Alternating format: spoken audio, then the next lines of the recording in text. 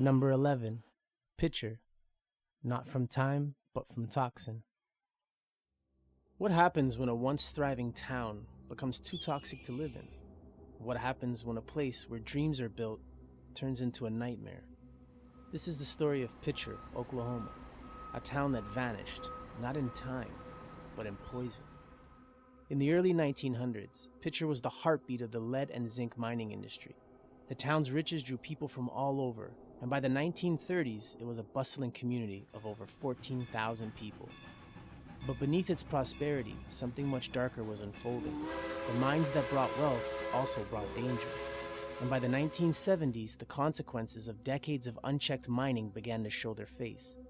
Toxic heavy metals were leaching into the ground, water sources were contaminated, lead poisoning was on the rise, and people began to fall ill.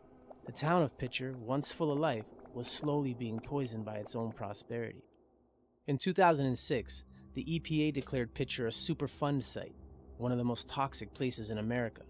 The town had become uninhabitable, its future sealed by the very minerals that made it thrive. But what happened next was even more chilling.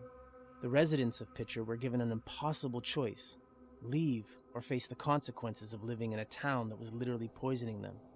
Thousands packed up and left, leaving their homes, their belongings, and their memories behind. And so, Picher became a ghost town, once a thriving hub, now a silent reminder of the price of industrial greed. Abandoned homes, toxic waste, and the remnants of a forgotten life remain, a place where the streets are still filled with the echoes of the past. The town, still toxic and dangerous, is slowly being reclaimed by nature. But Picher's story doesn't end with abandonment. It's a warning, a reminder of what happens when profit comes before people. A town that vanished, not because of a disaster, but because the ground beneath it became deadly. Picher, Oklahoma, once full of life, now a silent wasteland. A town that disappeared under the weight of its own poisons. A place that should have never been forgotten, but a story that many still ignore.